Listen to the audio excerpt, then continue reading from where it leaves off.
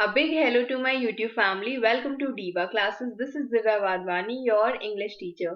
Today we'll be studying the poem Abhisar the Trist by Rabindranath Tagore for class 11 and 12 ISC as per their 2025 examinations. Okay, so starting from the story, from the poem itself, the poem says that अभिसार the tryst. अब इसमें अभिसार और tourist दोनों का ही जो मतलब होता है वो एक ही है, बस फर्क इतना है कि this is an English term and this is a Bengali word. Okay, so first we'll be studying about Abhisar. It is often associated with a journey that is particularly which one romantic. जो काम है मुझे particularly associated with a journey, particularly that is romantic or adventurous one. जब आप अपने किसी loved one से मिलने जा रहे हो या फिर it is some adventurous journey, दोनों को ही बोला जाता है. अभिसार का एक और मतलब होता है to spread brightness, but यहाँ पर जो उसका meaning है वो यही है. It signifies the idea of embarking on a quest, means you are going or you are beginning the course of action of a search or undertaking कि आपको कुछ काम है जो करना है. In the pursuit of love, कि आप किसके पीछे जा रहे हो? In the pursuit of love, connection या फिर some meaningful encounter between people. So what you are trying to do is you are going to meet someone that is known as abhisar. और ट्रिस्ट का मतलब भी यही होता है. तो ट्रिस्ट यहाँ पर लिखा हुआ है, this is an agreement between lovers to meet. ठीक है, फिर we'll be studying about the poem और उसके बाद we'll be studying line by line the poem itself. सबसे पहले दिया हुआ है अभिसार द ट्रिस्ट. ये रविन्द्रनाथ टैगोर द्वारा लिखी गई थी. It is a profound poem that presents a fascinating contrast. मतलब बहुत ज्यादा differences दिखाए गए and बहुत ही ज्यादा beautiful differences दिखाए गए between the physical world, the material world and the spiritual world itself, that is आध्यात्मिक world. फिर it explores the themes of impermanence. Impermanence क्योंकि nothing lasts forever, nothing is there that is permanent. The transient nature of all life's experience that keeps on changing experience. जितने भी life experiences that keeps on changing.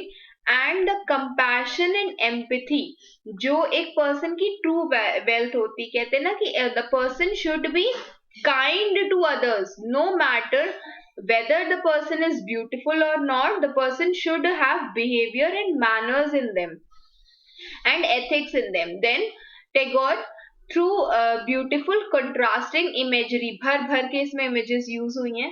It presents a idyllic setting, मतलब extremely happy and peaceful setting show करता है to the poem to elucidate, to clarify कि great men are not born by, not made by wealth and power. They are made by their ability of compassion, to be compassionate and kind. मतलब जो अच्छे लोग होते हैं वो पैसे से नहीं बने होते, वो अपनी काइंडनेस से, एम्पैथी से बने होते हैं. Empathy means when you are in the shoes of others. कहते हैं ना कि हमको तुमसे सहानुभूति, तो दैट इज सिंपैथी. हमें बुरा लग रहा है, but if you keep yourself in that particular situation is empathy. तो ये जो ओपनिंग लाइंस है, आप इसको किसी भी क्वेश्चन में, किसी भी आंसर में, लॉन्ग आंसर्स में यूज कर सकते हो. I will send you this PDF on Telegram. Now we'll be Telegram Diva classes. Now we'll be starting with the story, poem itself. First is Upgupta. Who is he? He was a Buddhist monk, and according to some stories in Sanskrit, क्या कहा जाता है कि अशोकवाद, he was the spiritual teacher of modern emperor Ashoka. मतलब उनके वो spiritual teacher थे. Okay, उनके ये स्पिरिचुअल टीचर थे. He was the spiritual teacher उस समय पर उनके. तो क्या कहा गया है? He was the disciple of Buddha. उनके शरणार्थी जिसे हम कह सकते हैं. He was laying asleep in the dust by the city wall of Mathura. Mathura city in UP, उसी के ही एक वॉल के साइड पर ये सो रहे थे. डस्ट थी वहां पर वेयर ही वॉज लेइंग. और वहां पर तो ये जो इनका, ये क्या दिखाता है? ये उनकी कौन सी लाइफ दिखाता है? The life of a hermit. ठीक है, जो बहुत ही ज्यादा सिंपल सी होती है, उस लाइफ को ये शो करता है. Lamps were all out, doors were all shut, मतलब उस टाइम पर जितने भी लैम्प्स थे they were out, doors were shut, सब कुछ वहां पर बंद था, सब सो गए थे, चले गए थे। Stars were all hidden by the murky sky of August, and क्या था वहां पर, बहुत सिंपल सी, it's not that too difficult a poem. तो क्या कहा गया है कि द स्टार्स जो थे they were all hidden by the murky sky of August, August में जो डार्क और ग्लूमी स्काई होता है due to rain, thick mist, dirt, ठीक है, क्लाउड्स, आप कह सकते हो मिस्ट या फिर डर्ट या किसी भी ऐसे रीजन से अगर आप ऐसे बादल देख रहे हो, ठीक है, तो this is murky cloud.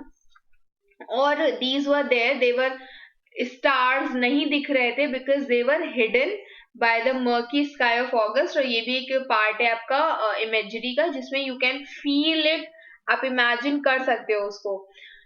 Whose feet were those tinkling with anklets? अब वहां पर suddenly some girl came with tinkling anklets, मतलब उसके जो पायल थी वो बहुत ज्यादा आवाज कर रही थी। कौन सी आवाज कर रही थी? some sort of tinkling sound कर रही थी। ओके, तो यहाँ पर I can write it here as sound of anklets। और बहुत ही ज्यादा कैसा साउंड होता है ये? लो एंड लाइट साउंड होता है। Okay, touching his breast of a sudden, और सडनली वो जब वहां पर गिरी तो जाहिर सी बात है बहुत ज्यादा अगर कोई चीज टिंकल कर रही, हो सकता है कि the girl could have stumbled, वो लड़खड़ा गई हो वहां पर, and suddenly she came there where the hermit was sleeping, और वहीं पर ही she just started touching his breast all of a sudden, suddenly अचानक से वो उसको देखने लगी। He woke up startled. Now what, how he woke up? He was startled. वो बहुत ज्यादा हैरान परेशान था कि भाई क्या हो गया है यहाँ पर। Just a minute. Okay, तो वो बहुत ज्यादा परेशान था। He was shocked कि what is happening? Who is this person?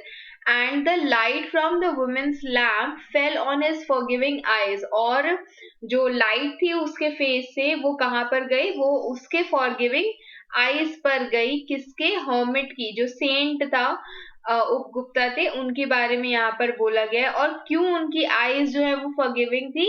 Because the people, जो ये जो हर्मिट्स होते हैं, सेंट होते हैं, दे मॉन्क्स होते हैं, I would say, they are suppose to have compassion towards others. Okay, उनकी जो आइज है, मतलब they are very much forgiving nature होता है उनका, बुरा नहीं मानते, गुस्सा नहीं हो जाते कि यार तुमने मेरा फोन नहीं उठाया एंड ऑल। तो इसीलिए वो कह रहे कि यहाँ पर the poet says the light from the women's lamp fell on his forgiving eyes. अब यहाँ पर वासव दत्ता जो गर्ल है, जो डांसिंग गर्ल है, उसका पूरा डिस्क्रिप्शन दिया है। This is important. क्या कहा गया है? वासव Dutta was a it was Vasav Datta, the dancing girl, that she was a dancing girl, and you can see how beautiful she is looking, stared with jewels. Now she was decorated or covered with all the jewels, बहुत सुंदर सुंदर से jewelry पहनी थी। She was also clouded with pale blue mantle।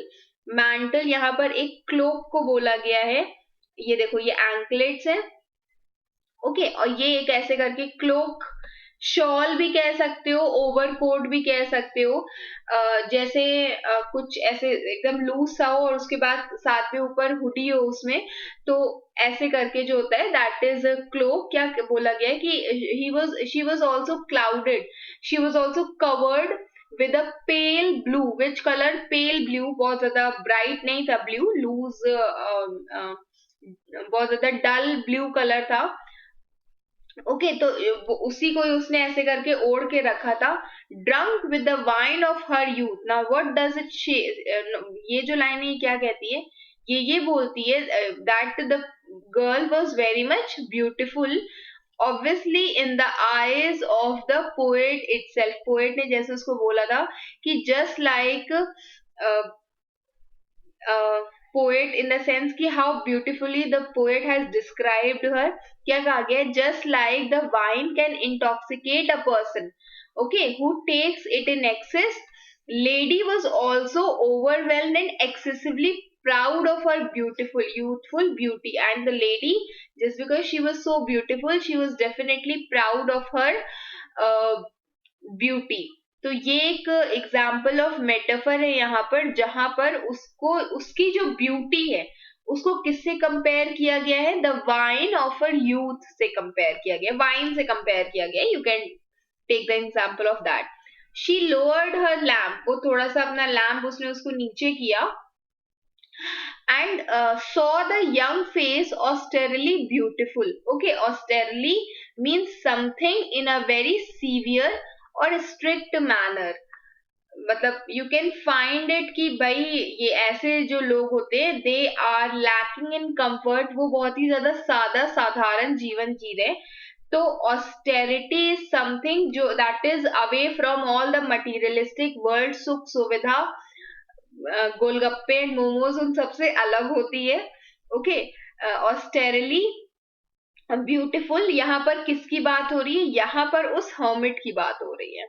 That she lowered her lamp, और उसने वो young face देखा ऑफ द हर्मिट, जो कि कैसा था, it was of the monk, जो कि कैसा था, it was very beautiful. Something done in a severe and strict manner, मतलब आप साधु संत को देखो, very strict in their discipline कि भाई हमको यही खाना है, ऐसे कोई उनको कुछ पिज्जा ऑफर करेगा तो वो नहीं खाएंगे. It often refers to something extremely plain and lacking in comfort. Here it is used to describe the beautiful but stern face of Upgupta. Then तो जो गर्ल है वो उसको बोलती है forgive me young ascetic, कि तुम मुझे माफ कर दो. ascetic ascetic is a person who is characterized by severe self discipline, abstention from all forms of indulgence, typically for religious reasons के कारण आप एक नियम बना करके रखते हो. साधु संत जैसे होते हैं, जितने भी ये इंडल्जेंस इन द सेंस कि जितने भी चीजों में मोह माया है उन सबसे वो दूर रहते हैं. तो उसी को ही लेडी ने, जो डांसिंग गर्ल है वासव दत्ता, उसने बोला कि मुझे माफ कर दो young aesthetic, graciously come to my house, kindly or please do come to my house, the dusty earth. और ये चीज उसने क्यों बोली, वो क्यों उसको इनवाइट कर रही थी, why, because the dusty earth was not a place that is fit for you, कि तुम्हारे लिए ये जो है, ये जो प्लेस है डस्टी अर्थ, ये तुम्हारे लिए एक अच्छा बेड नहीं है. तो प्लीज, और वो उससे माफी क्यों मांग रही थी, why, because she had awaken the that person. कौन था ये हर्मिट को उसने जगा दिया था, और बिकॉज ही वाज लेइंग असलीप, तो उसको जगा दिया था, इसलिए वो उसको उससे माफी मांग रही थी. यंग एस्थेटिक आंसर, जो हर्मिट था, सेंट था, उसने क्या किया, उसने आंसर किया, women go on your way, तुम जहां जा रही हो तुम वहीं पर ही जाओ. When the time is right, मतलब जब समय जो है वो एकदम फिट होगा, करेक्ट होगा, I will come to you, मैं तुम्हारे पास आ जाऊंगा. Suddenly जो ब्लैक नाइट है, it showed its teeth in the flash of lightning. You can imagine the black night, जब बिजली कड़कती है. तो यहाँ पर उसका एग्जाम्पल कैसे लिया गया है कि एक पर्सोनिफिकेशन के जैसे लिया गया. Personification is a figure of speech, जहां पर एक नॉन ह्यूमन चीज को, एक नॉन ह्यूमन थिंग को एक लिविंग बीइंग से कंपेयर किया जाता है. तो लिविंग बीइंग, भाई टीथ किसके होते हैं, लिविंग बीइंग्स के होते हैं. ठीक, तो क्या कहा गया है कि black knight showed its teeth in a flash of lightning. Lightning के फ्लैश में हमको हमको जो नाइट है उसके टीथ दिखे. As it was a rainy season, जब वेदर था, जब डिटेरियोरेट होता और खराब हो रहा था, तो वहां पर लाइटनिंग हुई, वहां पर बिजली कड़की. और वो बिजली कड़की कैसे, जैसे लग रहा था कि वो अपने दांत दिखा रही हो. The storm growled from the corner of the sky, some sort of crying in pain, आप इसको कह सकते हो. And the woman trembled in fear. The storm also growled. This is also an example of personification. Why? Because growling is also done by living beings. Okay, रोना धोना is also done by living beings. So वो जो storm की आवाज थी वो ऐसे लग रही थी जैसे कि the storm is growling. It is crying with pain, and the woman trembled in fear, और जो woman थी it started trembling. The storm was approaching suddenly and the woman was afraid, and it is a symbol of something. Why symbol?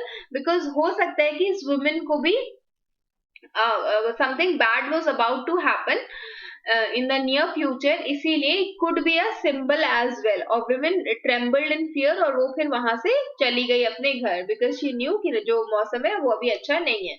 A year had not yet passed. अभी तक क्या चल रहा था? अगस्त चल रहा था. अब अगस्त से हम कहाँ पहुंचे? अप्रैल आकर के पहुंचे.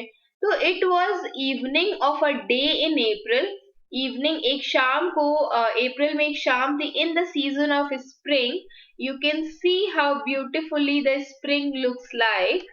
ठीक है, बताओ मुझे इस स्प्रिंग को हिंदी में क्या कहते हैं? ये जो ये वाला मौसम होता है इसको हिंदी में क्या कहते हैं?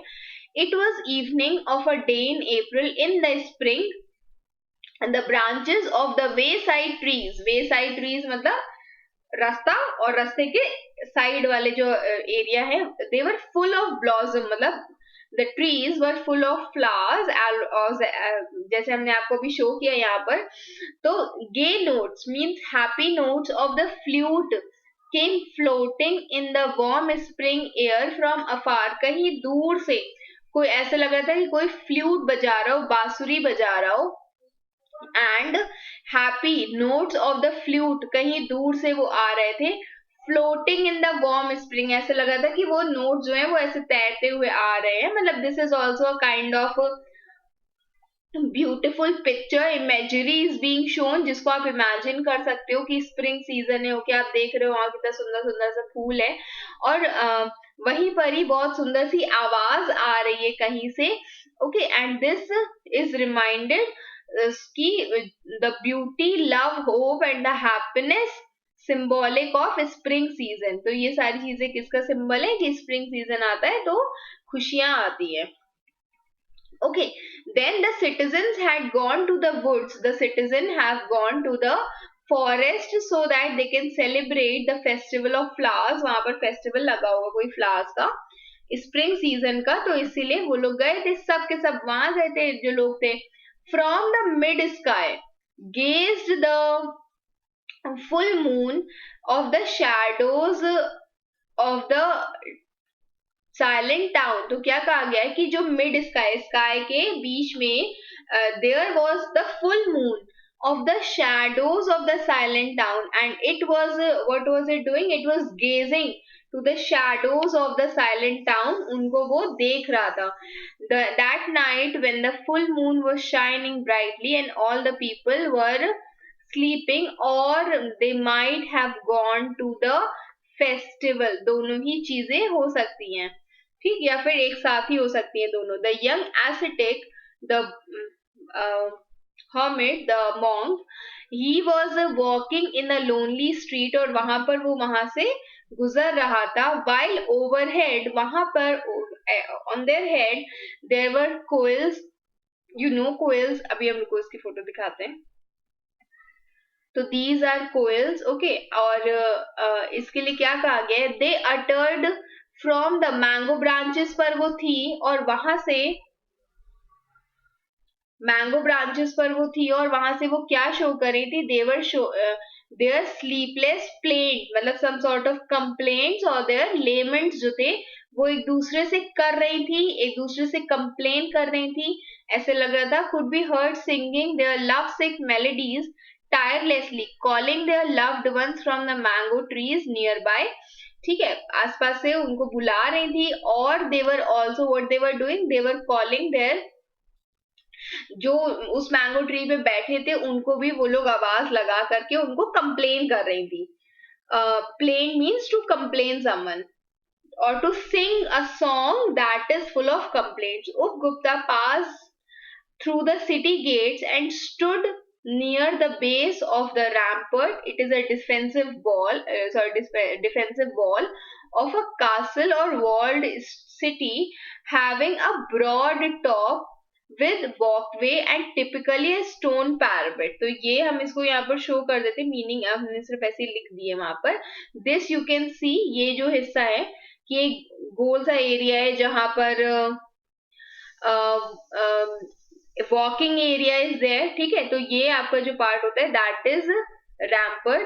The what woman lay at his feet in the shadow of the mango grove, और वहां पर जहां पर बहुत सारे मैंगो ट्रीज थे वहीं पर ही एक वुमेन वहां पर आई, और she was laying on the near the hermit, ठीक है। ऐसे करके वो वहां पर आकर के लेट गई थी, लेट गई इन द सेंस बैठ गई होगी सर झुका के। स्ट्रक विद ब्लैक पेस्टिलेंस, मतलब एक फेटल डिजीज उसको हो गई थी।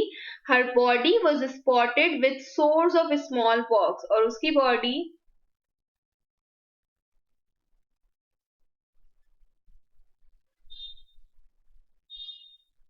एक मिनट,